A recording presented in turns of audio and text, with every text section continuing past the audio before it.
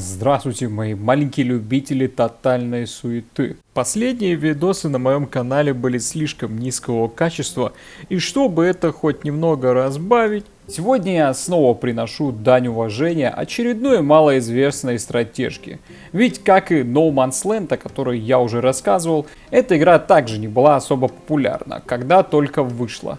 Хотя, казалось бы, РТС про мрачное средневековье, которых даже сейчас не так уж и много, что бы ни говорили. Но обо всем по порядку. Называется игра Castle Strike и вышла она в 2004 году, во времена золотого десятилетия игровой индустрии. То самое время, когда все гоняли в эти ваши GTA-шки, эпохи Империи, Warcraft, Call of Duty, Батрухи, Half-Life, Quake, Stronghold. Ух, неудивительно, что многие игры, которые вышли в то время, так и не стали популярными. И говнить их в то время за любые проблемы было незазорно, ведь конкуренция – мое почтение. Что довольно печально, ведь выйдя они сейчас, вместе с современными шедеврами и ремастерами, они бы показались настоящим камбэком своего жанра. Что, походу, еще печальнее. Но за современные игры и все, что с ними связано, я еще когда-нибудь поясню. А сейчас вернемся все-таки к нашей КС-ке. Бля, не та картинка. Оба! Так вот, для начала Castle Strike придется еще поискать. Она не попала в эти ваши Гоги и Симы. Но по странному совпадению после моего прошлого ролика на подобную тематику, одна игра в итоге появилась в Стиме. Поэтому я не удивлюсь, если через пару дней Castle Strike тоже там появится. Ну а пока игру придется искать и скачивать. Благо она не называется No Man's Land Fight for Your Rights, и найти ее вам будет несложно. На данный момент есть аж две локализированных версии игры. Версия Триады, ну это те самые пираты, у которых было «Ну что, проверим новые ракеты?» «Ядерное оружие». И вторая версия, уже более официальная, с профессиональной озвучкой и шрифтами под стиль игры. В свое время я катал версию «Китай очень великодушен». Но для этого ролика возьмем более профессиональную. Как и многие другие стратежки до 2005-го, Castle Strike требует бережного ухода, чтобы нормально работать. Хотя официальная версия является более-менее стабильной и в нее можно играть без заебываний, я все равно рекомендую скачать Voodoo, чтобы игра шла как по маслу. Если у вас нет курсора, то надо вслепую отключить поддержку курсора. Также, по моему наблюдению, игра не всегда с первого раза стартует. Тогда придется вам ее вырубить вручную через диспетчер задач. Но есть две проблемы, которые мне так и не получилось разрешить для этого видоса. Первое, при Full HD разрешении херятся шрифты, и если ваша винда не на русском, то шрифты похерятся до ворвиглазного состояния. Вторая проблема в том, что в профессиональной версии пропали части текста в интерфейсе. Например, там, где список юнитов, нет названия зданий, из которого они вылупливаются. Ну а после всего этого у вас может стать логичный вопрос. А нахуя мне вообще рвать жепу ради хрен пойми какой игры? И будете правы. Но, к счастью, вы досмотрели, ну, или отмотали сюда, а значит самое время показать, что ж там такое вас ждет. Только сначала я по-быстрому скажу, что у меня аж такой вот процент подписоты, так что... Вот так вот. Вот так вот. В это сложно поверить, но после запуска игры и скипа заставки вы попадаете в меню, ебать. И тут уже начинается мясо. Для начала угрюмый фон, который намекает на мрачность веков, в которых разворачиваются действия игры. Но самое главное здесь это музыка. Вы просто послушайте.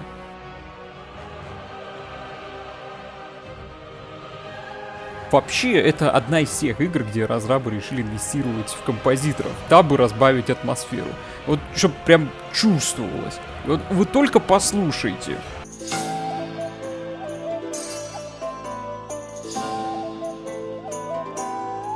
Это же настоящий бардкор до того, как это стало мейнстримом. Нахуй!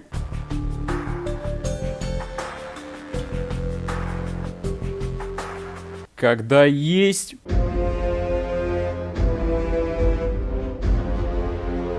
К тому же у каждой фракции есть своя музыка для суеты. И вот он самый мощный пример.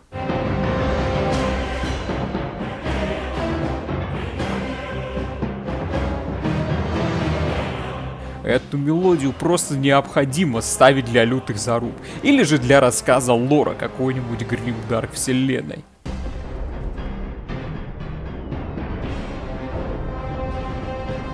Может показаться, что музыки маловато будет, но для времени, которое вы потратите на игру, должно хватить. Ведь в Castle Strike можно наиграться за несколько вечеров. К несчастью, тут нет каких-нибудь кастомных сценариев, а вся суета поделена на махачи и компании. И именно в компаниях вас будет ждать большая часть игры.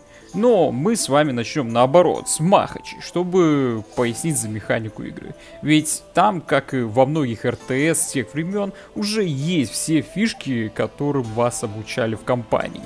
Боги, нам тут есть о чем поговорить. А потом уже я поясню за компанию.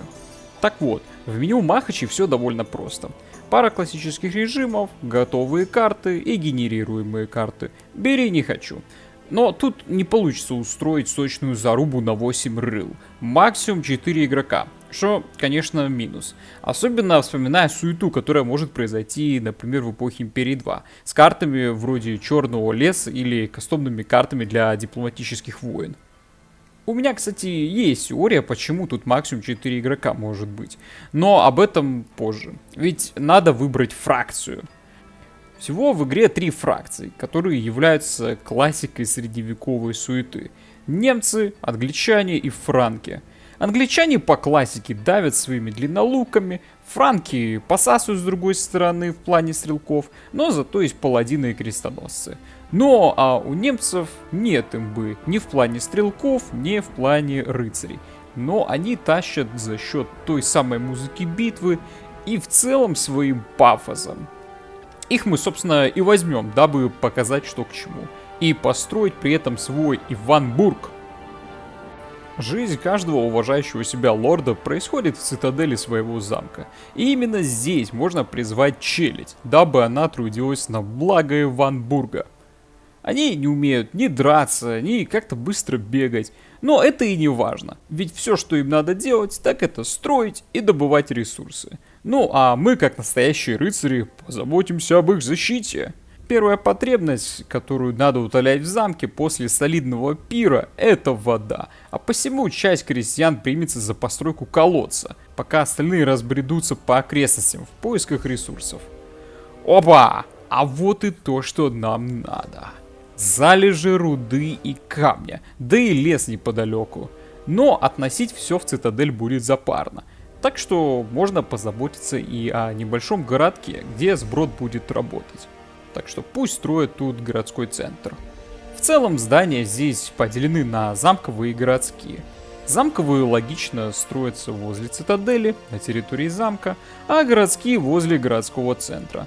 Но при этом эти здания связаны между собой. Например, для определенного городского здания необходимо сначала наличие замкового, и наоборот. И здание здесь предоставляется только в единичном экземпляре.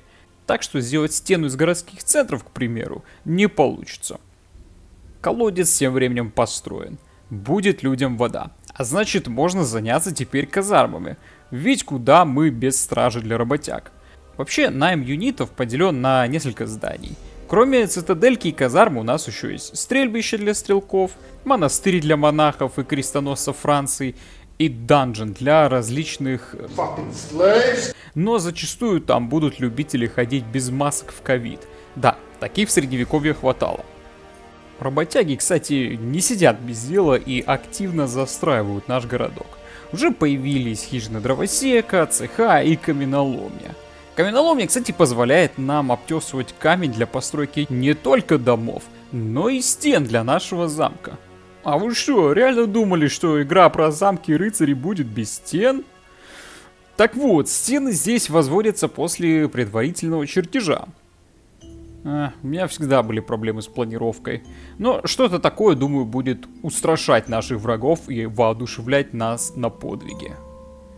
Когда я, кстати, первый раз играл в Castle Strike, то подумал, мол, бля, еще одна игра, где стены как у дяди Толи на даче.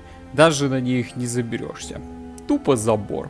Но я просто еще тогда не знал, что есть улучшение в нашей цитадели, которое делает из нашего забора реальные стены. стена, ебать, на которую можно забраться, с которой можно отстреливаться и напичкать башнями. Башни, кстати, тут есть тонкие и толстые, как у маленьких любителей тотальной суеты, держу в курсе. Так вот, на толстые мы позже присобачим пару осадных орудий, а пока просто возведем их, чтобы перейти к следующей фиче. Ведь нашим работникам пока что нечего строить.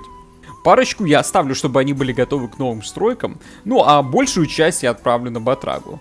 Можно это сделать вручную, но тут еще есть интерфейс, который позволяет распределить наших чертей по нужным нам ресурсам. У кого-то может встать логичный вопрос. Иван, а как работяги добывают золото? Ведь тут в треугольнике есть только дерево, камень и железо. А ты какой наблюдательный. Молодец. На, держи лайк, а теперь поставь его под видео. А я сейчас все поясню.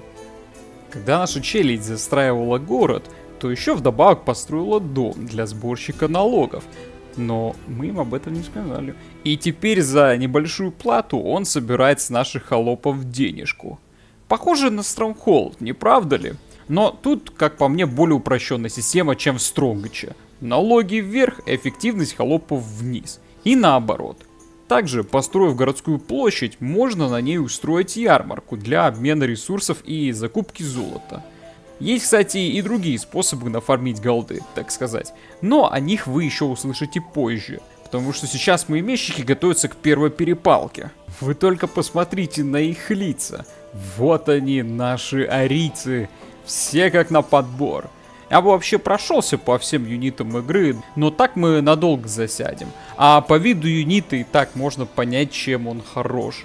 Так вот, хлопцы наши машут своими мечами и раздают пока неплохих люлей. Но регена в этой игре не так много, так что рано или поздно им будет хана. К счастью, у нас есть кузница, где, как и в любой другой РТС-ке, можно накачать наших солдат качами брони и оружия. Короткие мечи можно заменить на длинные, а кожанку на кольчугу. И впоследствии на топфхельм. А потом так и вовсе на полный доспех. Не, ну вы посмотрите на это. Если это не пафос, то что тогда пафос? Но не только одной кузницей сыты будем. Ведь в этой игре есть герои, которые способны собирать наших бойцов в отряды для раздачи бонусов. В кампании герои даются в миссиях, а в битвах же героев надо призывать. Помните городскую площадь Иванбурга, где происходит ярмарка? Так вот, ярмарку можно заменить на ресталище, чтобы за небольшую сумму устроить турнир. И на один турнир могут прийти за раз аж 3 героя, которых мы можем под шумок подкупить. У героев цена разнится, ведь каждый герой обладает уникальными свойствами. Всех я вам не перечислю, но вот описание пары, которая, например, может дать вам дополнительный доход золота. Инквизитор, который защищает отряд от чумы и заставляет отряд платить налоги. И мародер, который уменьшает цену юнитов из подземелья. И при этом члены его отряда получают бабло за убийство. Но если вам не понравились герои, то можно подождать, чтобы устроить новый турнир. Вообще в этой игре 12 героев. И подходящих вашему стилю игры вы по-любому найдете. Главное, чтобы нужного вам героя не нанял другой игрок. Но даже если так, то можно его грохнуть, чтобы потом уже самому нанять. И что-то мне подсказывает, что как раз из-за героев Махач может устраивать максимум 4 игрока. Включаем математику. В игре 12 героев. Делим на максимальное количество героев на игрока, то есть 3, и получается 4 игрока. Совпадение? Не думаю. Ведь большее количество игроков означало бы, что кто-то оставался в просаке. А это дисбаланс, между прочим. Ну, а пока я пояснял за героев, наши солдаты вовсю бегали по карте. Да, тут еще и бег есть. И при этом наводили суету. Вражеский город уже в осаде, а значит победа скоро будет за нами. Но для этого придется сравнять деревню и замок врага с землей. Чем-то таким могут заниматься лучники после подготовки огненных стрел. Ведь ломать здания мечами и копьями — это шиза. Эх, эпоху Империи 3 бы сюда с ее факелами. Однако на это уйдет уйма времени. Но у нас есть масса альтернатив в осадной мастерской.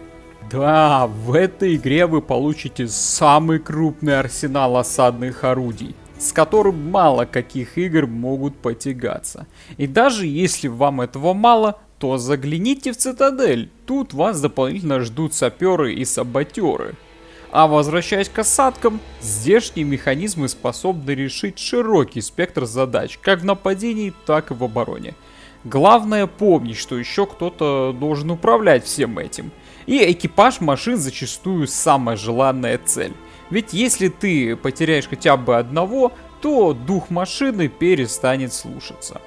Тут также в списке есть кони, которые нанимаются в конюшнях. Но я не особо пользовался кавой в этой игре, тем более, что тут нет моих любимых конелуков. А что более интересное, так это пушки и огромные волыны фракций. Стрельба. Всегда по готовности. Пушки, кстати, требуют научные исследования местных алхимиков, но взамен можно показать врагу мощь. 11 стволов! Еще хочу добавить, что алхимики обладают последним и довольно нестабильным способом получения золота. Философский камень. Он способен обменять вашу руду на золото. Обратной стороной камня является то, что он может дать отворот-поворот и подорвать лабораторию. Так что ловите лайфхак. Держите лабу подальше от города. Тем временем наши бойцы ворвались уже во вражескую твердыню, и для закрепления успеха осталось только поднять стяг Иванбурга, дабы враг сдался. Вот он, обычный междусобойчик средневековья, и вы только посмотрите, сколько здесь всяких игровых мелочей. Как по мне, их несложно понять, чтобы разобраться в игре. Может, это еще потому, что в игре всего 3 фракций, и не скажешь, что они сильно отличаются между собой. Да и юниты в целом не имеют строгого баланса, типа камень, ножницы, бумага. Играй кем хочешь, только тащи. Как по мне, в этой игре должны проводить турниры. Но за это я под конец расскажу. Ведь вы же не пришли сюда просто смотреть, как я наяриваю на механике. Так что расчехляйте стволы, нас ждет компания. Если вкратце, компания — это настоящая сказка. Но это не та сказка, которую тебе рассказывала мама или инфо-цыгане про всякие Дубаи и 300к в наносекунду. Это сказка братьев Гримм на стероидах.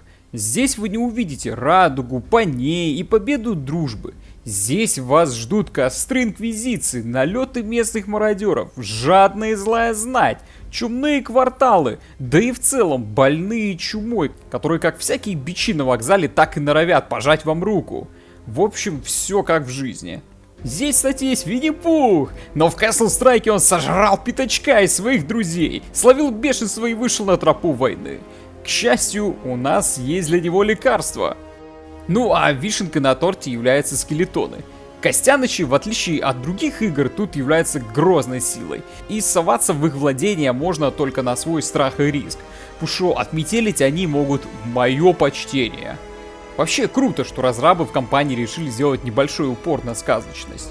Ведь это добавляет колорита между компанией и обычной битвой, где вы просто по средневековому понываете свое графство с колен, без всяких медведей и потустороннего. Я не перестану вам рекомендовать пройти кампанию самим, чтобы ее по полной прочувствовать, но я уже слишком долго оттягивал сюжетку. Так что, если не хотите спойлеров, то кто вы? Ладно, можете перемотать сюда. Ну а вся кампания по сути один непрерывный рассказ. Рассказ о сплошном страдании династии Робинхорстов. Для начала, заклятый враг Робинхорстов сговаривается со среднестатистическим инквизитором, у которого влияние чуть больше, чем у короля. Но вместо того, чтобы как нормальный человек срать в подъезд Робинхорстов, он решает полностью снести их, начав с Артеса. За родину! За короля! Черт, вы мне сценарий подменили. Вообще настоящий грех называть нашего гигачада Торвальда именем сказочного принца. Ведь в отличие от некоторых, он не предал своего отца и до последнего будет тянуть лямку достойного наследника. Даже падение с высокого холма в полном комплекте не остановило его от надирания задниц головорезов Алериха. Хотя они должны были только задержать Торвальда. ведь убить его может только катсцена. Спойлеры, блять. Ну а задерживали его для того, чтобы Альрих во время осады замка Робинхорстов мог под шумок залезть в задний проход, да, разорить замок, убить Хагена, отца Торвальда, и пленить его сестру Свею. Ух, ну у нее и пика. Такая же, как у маленьких любителей тотальной суеты, держу в курсе. В любом случае... Мои нервы были на пределе. Сказал наш Торвальд, когда об этом всем узнал. Но это человек-машина, и его не остановить. Сняв осаду, начинаются поиски сестры. Прорвавшись к знакомому монаху через патрули инквизитора Афанасия, он узнает, что Свею отправят на костер за отказ показать щиколотки. И сжечь ее собираются не где-нибудь, а в городе на другом конце страны, до которого можно быстро добраться только через укрепленный до зубов перевал. Словно молодой Ганнибал, Торвальд с остатками телохранителей и со своим знакомым Бартоломью «Два топора лучше, чем один» добираются до окраин места, где держат Свею. И даже тут Торвальд наводит суету, избавляя местных от нежити, которая беспокоила руины ближайшего замка, и от жадного барона. Но самое главное, спасает сестру от костра, походу устраивая костер из темницы. Теперь начинается охота на пылающего дракона, который быстро превратился в скользкую крысу. Крыса ерзает и шкварчит, как сало на сковородке, перебегая от замка к замку, скрывшись в итоге в своем укрепленном логове. О да, это будет легендарная битва. Прорываясь через укрепление перед замком Алериха, нападающие успевают опробовать весь арсенал немецкой армии и позднее направят его на стены Драхенфельста, буквально разваливая замок до основания, оставляя злодея один на один с Торвальдом для совершения мести за свои проделки. И казалось бы, теперь можно пировать, ведь враг повержен. Но урон уже нанесен, и уйдет еще много времени на восстановление.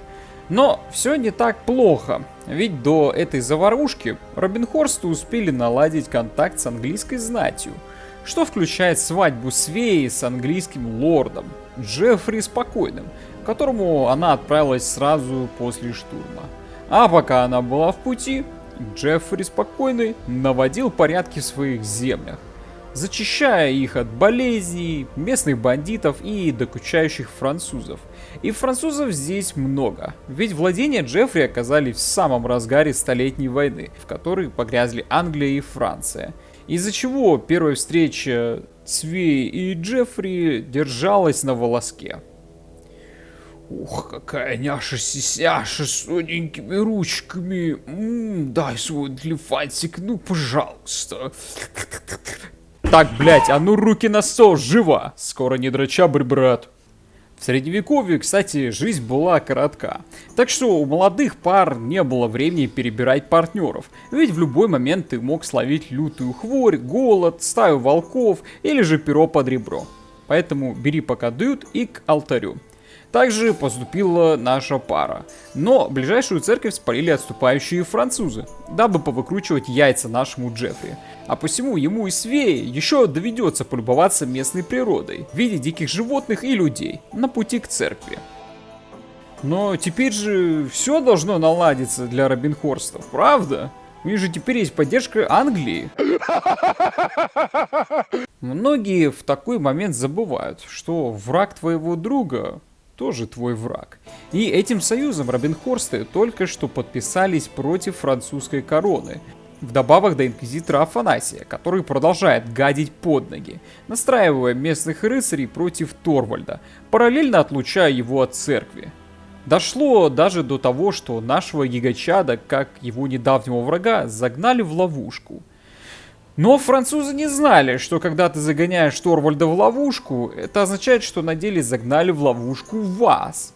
Все же хорошо, что на помощь подоспела молодая пара. А помните, я говорил про враг врага? Так вот, пока спасали Торвальда, король Франции переманил на свою сторону немецкую знать, и та ринулась в сторону Англии. И угадайте, кто стоит у нее на пути? Наша троица. Так что в следующий раз, когда у вас будет черная полоса, посмотрите на лицо Торвальда, который еще не успел подняться с колен, как на него накидывают орду вооруженных до зубов немцев. У них не было ни единого шанса на выживание, но, к счастью, были быстрые ноги и хороший нюх, чтобы понять, когда пахнет жареным.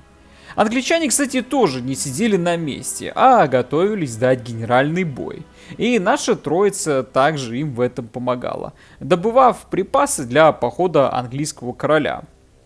Все разрешилось недалеко от поселка Кресси, где наша компания сыграла решающую роль в бою, на голову разбив лягушатников и уничтожив их лагерь, который снабжал всю округу. Победа при Кресси успокоила французов, но последние года опустошили Торвальда, и он остался помогать сестре.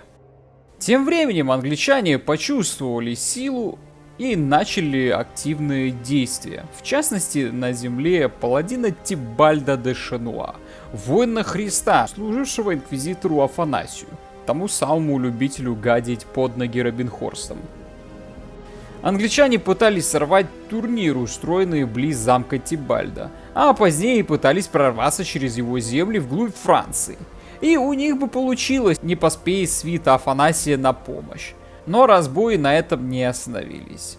Прибирая за мятежниками, паладину все-таки удалось выйти на след 3 зачинщиков и даже убить главаря по кличке Спокойный. Остальных 2, брата и сестру, он собирался предать в руки инквизитора. Но эти 2 умелые беглецы, и при первой же возможности они навели шуму, дабы сбежать. Ёбаный рот этого казино, блядь! Сказал Афанасий, узнав о побеге, и отправил на их поимку тайную любовницу Тибальда, охотницу с Востока. Ей удалось поймать Свею, а брат же сбежал, поклявшись спасти ее. Неизвестно, что было со Свеей в плену у паладина, однако через несколько недель, по довольно странному стечению обстоятельств, инквизитор отправил Тибальда на, казалось бы, суицидальное задание. Разное зло заполнило соседнюю провинцию, и кому, как не паладину, разгребать это. Но Афанасий просчитался, ведь Тибальд единственный в этой игре именной паладин, а следовательно, он, как и Иисус, может выйти сухим из воды. И даже различные ведьмы, нечисть в прямом смысле этого слова, и скелетоны не остановят его. А что наоборот ускорит его, так это беглец Торвальд, у которого появился шанс рассказать немного правды о нашем добром инквизиторе, о его привычках вроде срать под ноги людям и пытаться сжечь Свею при первой возможности. Но уже на этот раз в Париже. Даже благородного паладина эта новость разожгла так сильно, как не разогрела бы игра «Кризис» на максимальных настройках. Не раздумывая, он отправился на Париж с Торвальдом, верным братом, который не раз спасал свою сестру. Однако этот раз будет для него последним. Мы все будем тебя помнить, мстящий Артес. Со смертью Торвальда его мстительный дух перешел в Тибальда, который теперь готов крушить все, лишь бы добраться до Афанасия. Даже Мервинора, бывшая любовница, не удержит его, ведь хоть раз в сюжете ББПЕ должен случиться. Пока Инквизитор, как его ныне покойный друг, пытается забуриться в глубины замка. И будучи законченным гадом, он выбрал именно замок Тибальда. Но Тибальд был готов даже свой собственный дом по камешку развалить, дабы вытащить старую тварь. Да, осада была долгая, но зато суд был быстрым. Пожилой инквизитор отправился на костер, как и все его жертвы до этого. А его крики показались отличным поводом провести свадьбу. Потому что война. Война никогда не меняется. О. Да, сюжет здесь мое почтение. И мотивирует на прохождение «Будь здоров». А мотивация здесь порой ох как нужна. Особенно при штурме огромных замков. И для тех миссий, где играешь чем дают. И я не имею в виду, что они сложные или типа того. Не, просто они зачастую похожи на кишку-лабиринт после Ла-Пирамида. Ты бегаешь туда-сюда, ходишь по разветвлениям, получаешь дамаг, находишь регенку и сидишь в ней пару минут. Конечно, все еще есть возможность половить атмосферу или поофигевать от происходящего, но растянутость все же чувствуется. Ну и провалы миссии из-за смерти героя. Да-да, я понимаю, что кидать их на амбразуру не лучшая идея, но они у меня зачастую оказываются в самой гуще из-за нужды в их бафах. Ведь иначе во многих боях враги просто берут числом. Учитывая, что в обычных махачах есть ресталище, могли бы эту фичу и в кампанию добавить, оставляя смертность героев в кишках-лабиринтах. Ну, либо же добавить автосохранение. Да, кстати, тут нет автосохранений, что, несомненно, может подпортить день, особенно если потерять героя под конец миссии. Но кроме этого я не могу ничего проблемного вспомнить. Только то, что сложная сложность действительно сложная. Кто бы мог подумать. Блин, да даже думая о миссиях, мне ничего такого в голову не приходит. Да, некоторые миссии со штурмом крепостей могут показаться затянутыми, но обычно это случается под конец кампании, когда уже понятно, что шутки кончились, и чтобы можно было по полной заценить возможности каждой фракции. Хотя, может, я что-то упускаю. Но дайте знать в комментах, как у вас проходила игра. В общем, 10 полых ан из 10. А кроме этого, я получал свою дозу суеты каждый раз, когда перепроходил эту игру. И довольно печально, что она в свое время не выстрелила. Ведь прикиньте, какие можно было делать мемы из этой игры. А цитаты героев так и вообще можно добавить в золотой фонд цитат. Да и фичи, которые есть, вроде найма героев, прям располагают к более соревновательным играм. Я бы сразу же комментировал такие игры. Вы только прикиньте, какая суета была бы, например, в ранней игре, когда каждый игрок спешит в казармы. Какие безумные страты можно было бы придумать с теми же героями. Например, не знаю, выйти в лейтгейм, чтобы нанять порохового венецианца и пойти в порох. Или же раш длиннолуков с Бранвин. Да даже можно просто раш чумаками и поджигателями устроить через Альриха. А еще прикиньте, если устраивать командный бой, где один берет себе инквизитора и делает полный упор на налоги, чтобы перекидывать бабло тащеру. Вообще, какой бы зарубой были бы командные бои. Да и в целом, какие могли бы быть классные моды и кастомные карты на эту игру. Доведи бы разрабы эти элементы до ума. И будь у этой игры побольше аудитории. Либо перевыпусти это сейчас, ведь Castle Strike идеальная смесь Stronghold с его стенами, Red Alert 2 с его системой найма и Эпохи Империи с его общими юнитами фракций в одном флаконе. А посему можно легчайше добавлять нового контента.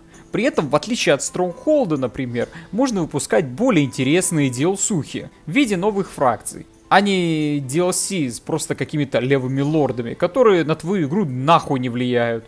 И в отличие от Эпохи Империи, можно добавить новых юнитов к существующим фракциям. Но это уже чисто мои размышления. В любом случае, надеюсь, что видос вам понравился. Может, для вас это будет поводом заценить эту игру, либо же вернуться в нее на один вечерок. Не забывайте также оставить комментарий о вашем любимом оружии средневековья, но самое главное не забывайте. Чтобы вас не отправили на костер Святой Инквизиции, нужно просто перед сном